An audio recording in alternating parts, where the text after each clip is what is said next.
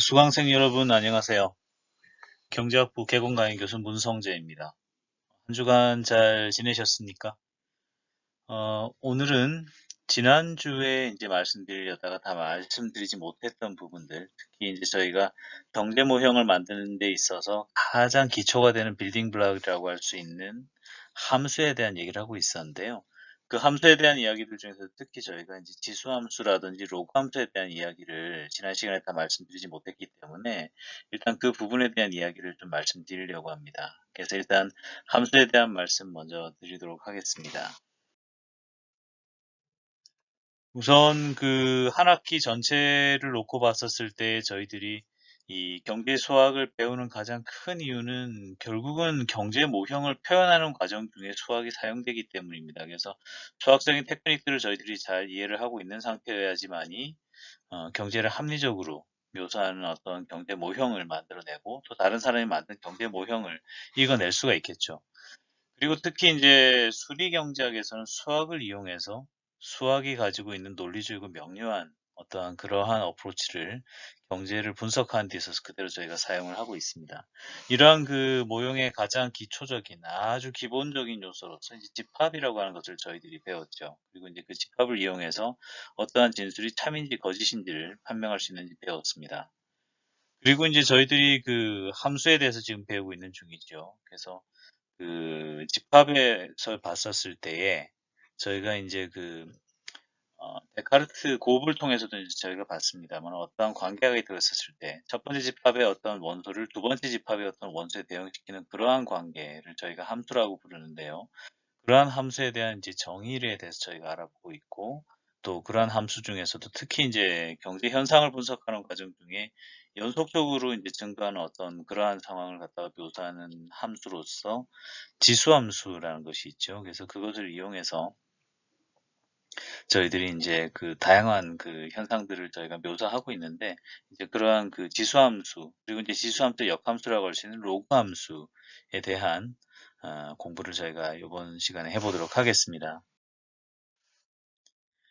지난 시간에 이제 저희가 함수의 정의 그리고 이제 함수의 종류라든지 함수는 또 어떻게 연산하는지 이런 부분들을 저희가 배웠었고요.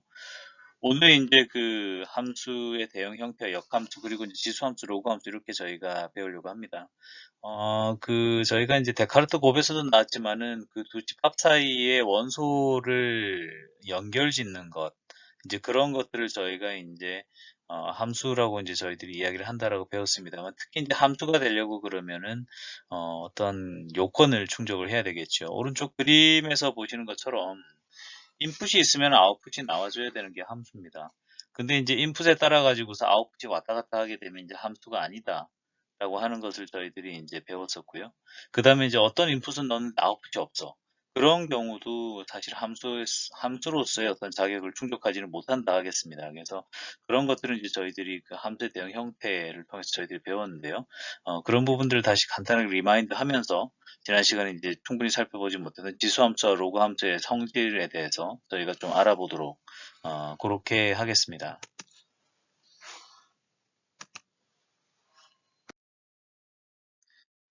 지난 시간에 이제 저희가 배웠던 것들을 간단하게 한번 리뷰를 하면서 출발해 보겠습니다. 함수의 대응 형태로서 저희가 단사함수, 전사함수, 쌍사함수 이런 것들을 배웠었죠. 그래서 저희가 이제 집합 A에서 B로 가는 어떤 그런 관계들 속에서도 말하자면 이제 일종의 규칙성을 가지고 있어야 저희들이 함수로 부를 수가 있는데요. 우선 그 A에서 B로 가는 상황, 이제 그것을 갖다 저희가 이제 특정 함수 F라고 저희가 부르고 싶다고 한다면은 fx1과 fx2가 같다고 할 때, 그리고 이제 그런 상황에서 x1과 x2가 같은 경우에, 이제 결국은 그 정의역의 서로 다른 원소를 공역의 서로 다른 원소로 대응시키는 어떤 그런 1대1 관계의 함수 관계를 저희들이 단사함수라고 부른다. 이렇게 말씀을 드렸었습니다. 결국은 그 관역에 맞아 있는 것을 보게 되면 이 화살이 어디서 날아왔는지 알 수 있다. 라고 하는 이제 그런 관점을 갖다가 어떻게 보면은 이 단사함수라고 하는 번역어 속에서 저희들이 읽어낼 수 있는 거겠죠. 그리고 이제 전사함수라는 개념이 있습니다. 그래서 공력하고 치역이 같은 함수를 이야기하는 거죠. 결국은 이제 타겟이 뭐 예를 들어서 지금 오른쪽 그림 A, B를 놓고 봤을 때 B에 이제 포인트 두 개가 있습니다만은 정의역은 세 군데지만은 B는 전부 다를 커버하고 있죠. 그래서 점 두 군데가 전부 다 이제 커버되는 이제 공력과 치역이 같은 그런 걸 갖다가 이제 저희가 전사함수다 이렇게 보고 있고요. 그 다음에 이제 쌍사함수다 그랬을 때는 앞에 두 가지 속성을 모두 다 가지고 있는 상황. 그러니까 이제 단사함수로서 말하자면 이제 1대1로 타겟이 날아온 걸 보면은 그 타겟에 날아올 수 있는 녀석은 딱 한 녀석밖에 없는 그런 상황. 그뿐만 아니라 가지고 있는 타겟을 전부 다 매칭시키고 있는 어떤 발사점이 있는 상황. 이제 그런 것들을 저희들이 쌍사함수다 이렇게 부른다는 것을 저희가 지난 시간에 배웠습니다. 그리고 이제 역함수의 정의에 대해서 배웠었죠. 그래서 쌍사함수가 있다고 했었을 때 이제 f의 역함수라고 하는 걸 갖다가 이제 제가 f 인버스로 저희가 표현을 하고 있습니다. 그래서 fx가 y라고 한다면 f 인버스 y는 x다라고 이제 그렇게 말씀드렸었죠. 그래서 지난 시간 애니메이션 통해서 보여드렸습니다만은 x축의 1, 2로부터 이제 각각 출발한 무언가가 y축에 이제 각각 2와 4로 이렇게 대응이 되는 일종의 이제 그러한 y는 2x 같은 이제 이러한 형태의 일반적인 선형 함수를 갖다 저희가 일반 함수 저희가 f라고 한다 그러면 얘의 역함수는 거꾸로죠. y가 2나 4일 때 a, b에 각각 매핑이 되어서 x의 1과 2로 떨어지는 이제 이러한 관계를 갖다가 이제 역함수다라고 표현을 한다 그랬었습니다. 그리고 이제 원래 함수와 역함수를 갖다가 합성을 한다고 하게 되면 이제 그게 원래 자리로 돌아온다 그래가지고서 항등함수라고 표현한다 이런 말씀 드렸었죠. 그러면서 왜 제가 그 지난 시간 슬라이드 중에서 보면 뭐 좌양좌, 우양우 이런 말씀 드렸잖아요. 좌양좌를 먼저 하나, 우양우를 먼저 하나, 결국 왼쪽 한번, 오른쪽 한번 하게 되면 원래 자리 돌아오는 것처럼 이제 그러한 것이 함수와 역함수의 관계에 대해서도 성립한다. 이런 말씀을 이제 드렸었습니다.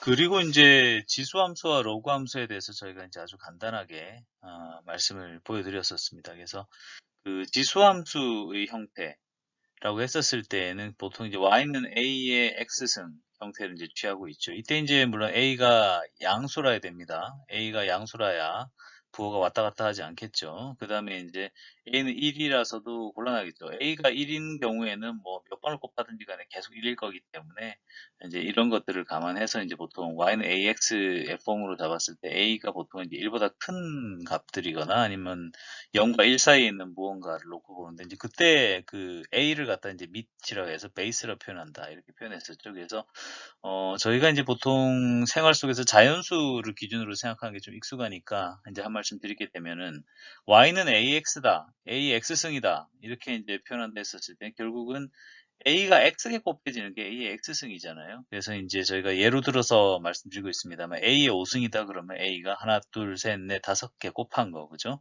a를 5번 곱한 걸 a의 5승이라고 부르죠. 그 다음에 이제 a를 한 번도 안 곱한 거, a의 0승이라고 하는 거를 저희가 1이라고 해야 되겠죠. 그죠? 아무것도 안 곱했을 때 이제 어떻게 보면 가장 출발점이 되는 상황이고요. 그 다음에 이제 A에 마이너스 5승 그랬을 때는 이게 이제 마이너스 5승 그러면은 이제 그 말하자면 A 5승분의 1이 되는 거잖아요. 그래서 이제 그 오른쪽에 보시는 것처럼 A 5번을 주르륵 곱한 다음에 얘가 이제 분모해 가고 분자에는 1이 되는 이제 그런 상황들을 저희가 이야기를 하고 있습니다. 그리고 이제 로그 함수는 지수 함수의 역함수입니다라고 말씀드렸었어요. 그래서 x는 로그 a의 y의 형태. 앞에서 보셨던 y는 a의 x승 형태를 갖다가 이제 뒤집어 놓은 어떤 그런 상태라고 볼 수 있겠고, 로그 함수 같은 경우는 이제 밑을 뭘 취하느냐에 따라 가지고서 이제 그 뭐 자연 로그라고 부르면 이제 보통 10이 들어가는 형태. 그 다음에 지난 시간에 봤었던 이제 그 2가 들어가게 되면 이제 그 저희가 이제 지수 로그 이런 식으로 저희가 이제 표현을 한단 말이죠. 그래서 이제 y는 a의 5승일 때 결국은 이제 로그 a의 y는 뭐냐 그러면 결국은 y는 a가 몇 번 곱하면 나오는 거니라고 묻는 거잖아요. 그래서 이제 a를 갖다 5번 곱한단 말입니다. 그래서 이제 로그 a의 y는 결국은 5번 a를 곱해야 되니까 y가 그러니까 결국은 이제 5가 되는 이제 그러한 형태였습니다. 그래서 이 지수 로그와 지수와 로그의 관계가 일단은 좀 잘 정리가 돼야 저희가 이제 오늘 할 얘기들을 좀 잘 이어나갈 수 있을 것 같아요. 자연지수와 연속 복리에 대해서 제가 좀 간단하게 말씀을 드리려고 해요. 왜 그러냐 그러면은 이제 자연지수 E라고 했을 때 이제 지난 시간에 제가 인제 E를 계산하는 방법, 수식 뭐 이런 것들을 보여드렸습니다만 얘가 뭐 문자 그대로 갑툭튀예요. 얘가 갑자기 튀어나왔기 때문에 이게 뭔지가 인제 좀 손에 잡히지 않는 느낌이 있을 거라서 그런 부분들 감안해서 인제 좀 말씀드리려고 해요. 일단 그 기본적으로 자연지수라고 했었을 때 얘가 가지고 있는 개념은 일정한 변화들이 계속 지속되는 상황에서 써먹기 위한 개념이다. 이렇게 보시면 좋을 것 같아요. 근데 인제 이게 인제 이렇게 말씀드리면 좀 잘 와닿지 않을 거니까 예를 한번 들어서 볼게요.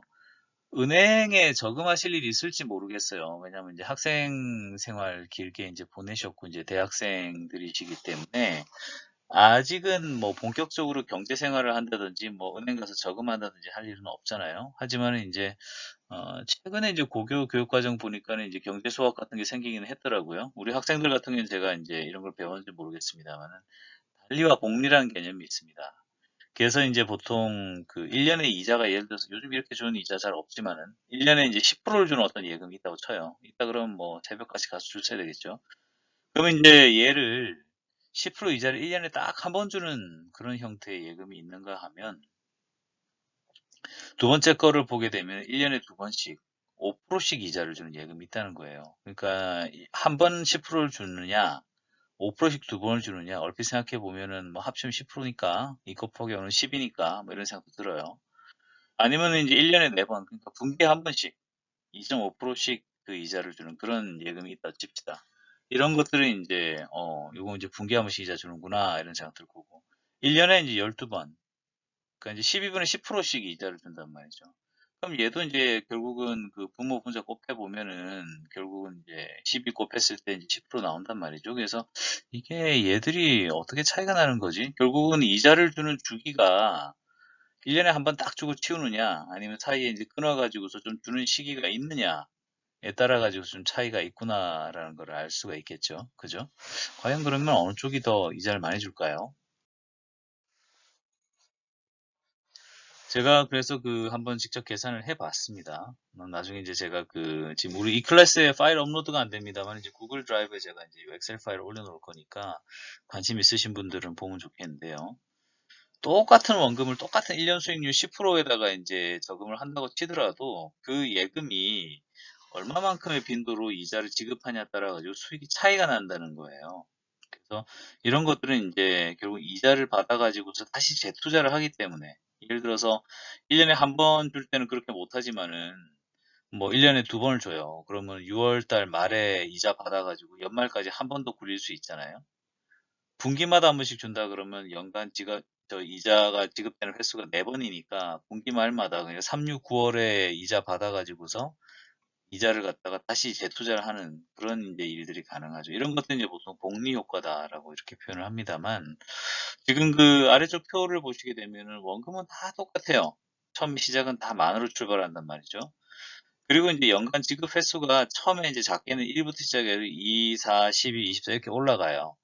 그래서 이게 인제 무슨 얘기냐 그러면 1 년에 한 번, 반년에 한 번, 분기에 한 번, 뭐 매월, 보름, 뭐 주간, 뭐 일간 아니면 뭐 오전 오후에 한 번씩 아니면 뭐 1 시간에 아니면 매분 그런 식으로 인제 점점 더 촘촘하게 이자를 주게 되면 물론 인제 그 시기마다 받는 이자 금액 자체는 횟수만큼 나눠지게 되니까는 좀 작아지겠으나 그 쌓이게 되는 횟수 또한 늘어나게 돼요. 그래서 가운데 그 수익률 공식을 보게 되면 처음에는 그냥 1 플러스 10% 한 번 하고 끝이에요. 그죠? 근데 이제 두 번째 같은 경우는 10%를 둘로 나눠 가지고 두 번 받아요. 그다음 거는 10%를 4 번으로 나눠 갖고 4번 쌓는단 말이죠. 그런 개념들이 이 시계 구조에 녹아 있는 겁니다. 그래서 이게 인제 시간 단위가 점점 촘촘해지게 되면 결국은 뭐 오전, 오후 1 시간 4 분까지 막 계속 이렇게 내려가다 보면은 이게 인제 결국 만기에 받는 금액이 커져요.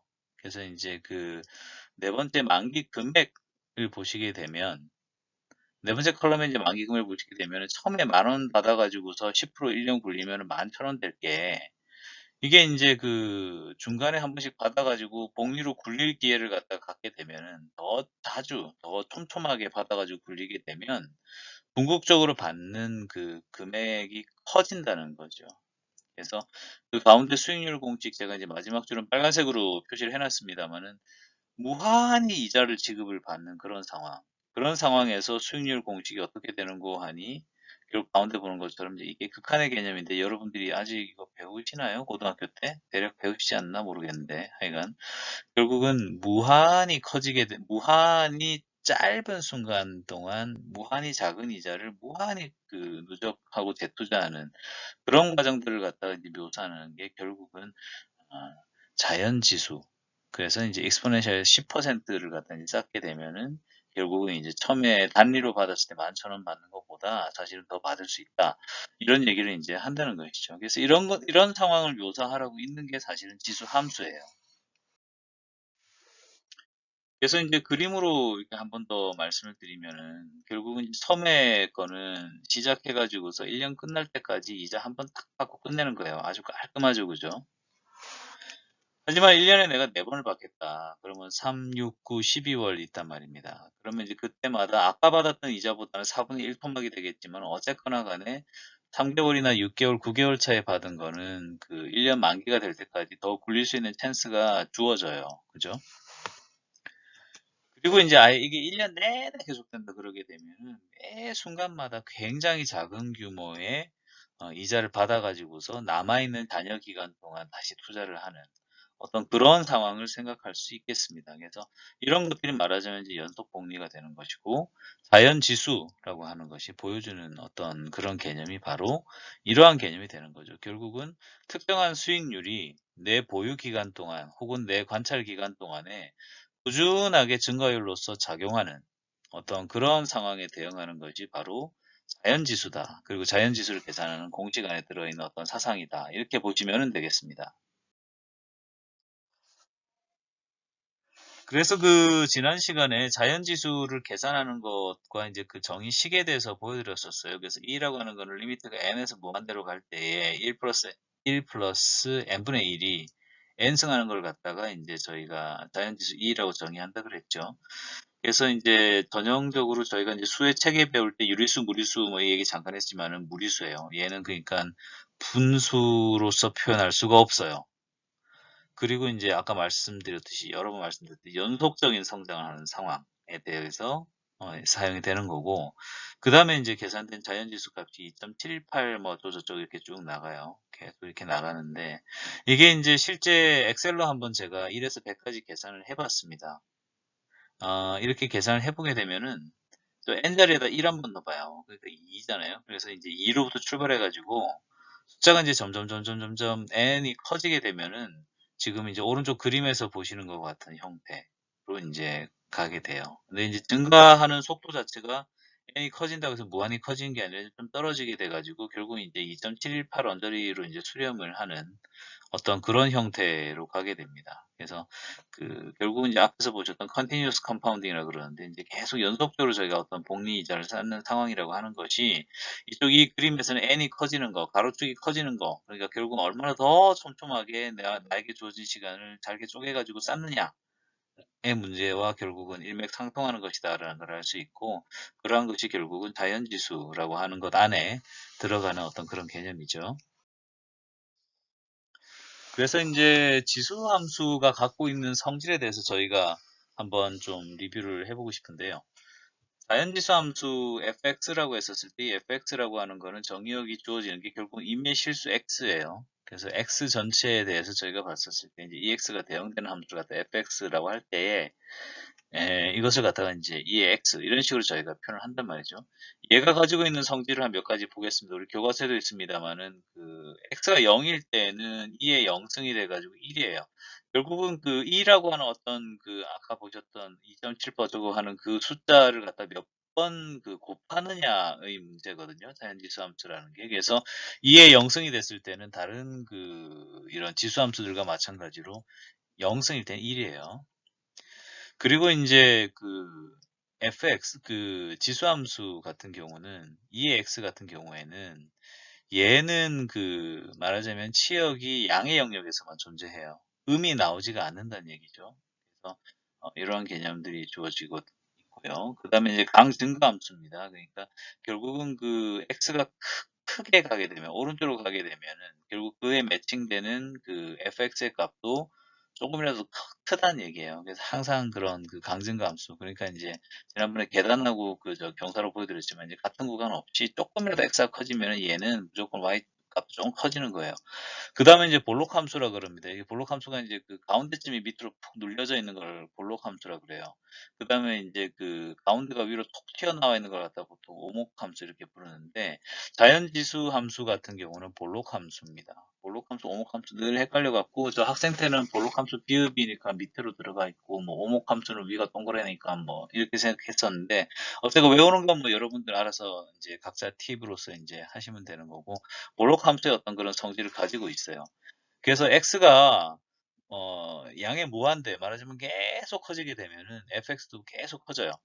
반대로 x가 계속 작아져가지고 음의 무한대로 가게 되면 2의 x는 0으로 수렴하는 그런 형태가 되게 됩니다. 그리고 이제 아까 말씀드렸듯이 fr이라고 하는 거, 결국은 그 실수 영역에서 그 2의 x라는 함수가 정의가 되는데, 얘가 매핑되는 영역이라고 하는 어떤 그 치역은 결국은 양의 실수에서만이 대응이 된다. 이런 것이 이제 결국은 자연지수 함수로서 fx가 가지고 있는 성질입니다. 그리고 이제 그 자연지수 함수의 계산과 관련해 가지고서 이제 몇 가지 정리들이 저희 교과서에 주어져 있고요. 이런 것들은 뭐 상식적으로도 받아들이실 수가 있고, 뭐 외우려면 외울 수도 있는데 모르겠어요. 저는 이게 암기 능력이 없어 갖고 이제 보면서 익숙해졌는데요. 여러분들도 한번 생각해 보세요. fx, fy 이렇게 돼 있지만 어쨌든 얘는 그 자연 지수 함수예요. 결국 2라고 하는 거를 갖다가 x번 곱하느냐 y번 곱하느냐 그 얘기거든요. 그래서 이제 1번 보게 되면은 fx하고 fy 두 개를 곱했대요. 그래서 이거 두 개를 곱하게 되면은 결국은 2의 x하고 2의 y를 갖다가 곱한 거. 결국 2를 갖다 x번 곱한 놈하고 2를 갖다 y번 곱한 놈하고 두 개를 갖다 곱했으니 결국은 2를 갖다가 x 더하기 y번 곱한 거 아니니? 라는 얘기죠. 1번이 이제 그 얘기가 되겠고, f의 x를 갖다가 이제 y승을 했대요. 결국 이제 y승을 했기 때문에 이런 경우에는 2를 x번 곱한 걸 갖다가 y승을 했으니 x y승이 되는 거죠. 그래서 이제 이렇게 되는 거고. 그 다음에 이제 3번 같은 경우는 fx는 나누기 fy를 했대요. 그래서 이제 분모에 이제 fy가 들어갔단 말입니다. 그래서 이런 경우는 2의 x-y승이 되는데, 이제 그 4번하고도 연결된 얘기지만은 f의 마이너스 x, 결국 2의 그 마이너스 x승이라고 하는 거는 결국은 1 나누기 2의 x승 한 거지 않겠습니까? 그래서 그런 그 성질이 말하자면 동그라미 4가 이야기하는 것이라고 하겠습니다. 결국 뭐 동그라미 3하고도 다 연결되는 그런 얘기겠네요. 이어서 저희가 이제 로그도 볼 건데요. 이제 정의 3-7은 앞에서 저희가 이제 리뷰를 했으니까. 이제 보시다시피, 우리 그림에서는 그 파란색 내지는 보라색 선으로 되어 있는 것이 이제 fx가 되겠고, 그 다음에 이제 그 다음번 정의 3의 8을 보게 되면 우리가 이걸 어떻게 정의하냐 그러면, 자연 로그 함수라고 하는 거는 얘가 이제 단독으로 뭐가 존재하는 게 아니라 자연 지수 함수가 있다 했을 때에 그 녀석의 역함수로서 존재하는 일종의 그런 거울상의 형태로서 존재하는 그런 녀석이에요. 그래서 결국 그런 그 형태이기 때문에 임의의 양수 x에 대해서 그 ln x는 y 의 형태. 그러면 이제 2의 y는 x, 역함수 이제 그렇게 되는 거잖아요. 이제 그렇게 디파인이 되는 그런 형태예요. 그러니까 이게 왜 그래요? 라고 묻는 게 아니라 정의는 이제 원래 저희가 원래 그런 거야? 라고 정의하는 거가 되겠습니다. 그래서 로그 같은 경우는 지금 이제 오른쪽 그림에서 봤었을 때는 오렌지색이죠. 그래서 아까 x 같은 경우는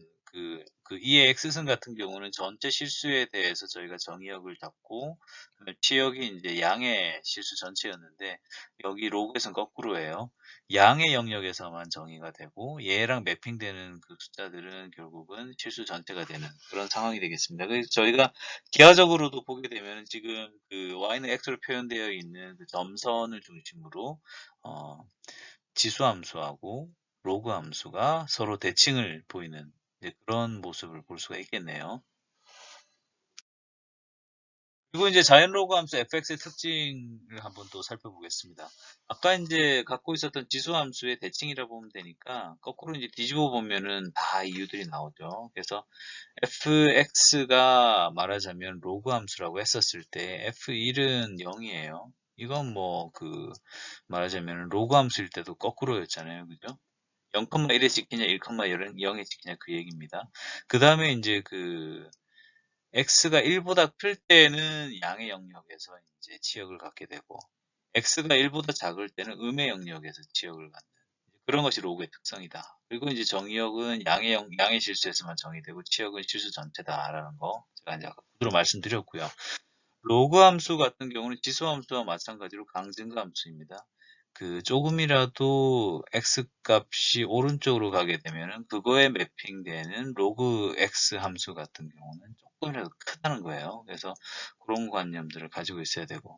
그 다음에 이제 얘는 그 볼록 함수가 아니라 오목 함수죠. 가운데가 좀 위로 톡 튀어나오는 이제 그런 걸 갖다 오목 함수라 그럽니다. 그래서 그런 관점을 가지고 계셔야 되겠고.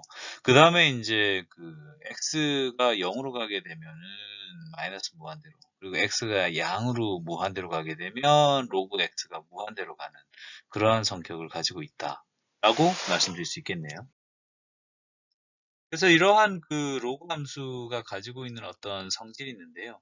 이거는 이제 우리 그 뭐 교과서의 이제 정의 부분에서 이제 나름의 설명도 있고 또 그 나름의 그 증명들도 있겠습니다만 일단 역함수에 대한 개념을 항상 머릿속에 놓고서 얘가 지수함수가 됐을 때는 어떻게 끼워 맞춰지지라고 생각해 보시면 대충 다 이렇게 그 팔로우 하실 수가 있어요.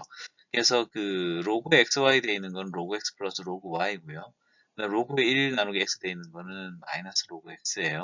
결국 이제 2의 x분의 1승 뭐 이제 이런 거랑 다 연결된 얘기죠. 그죠?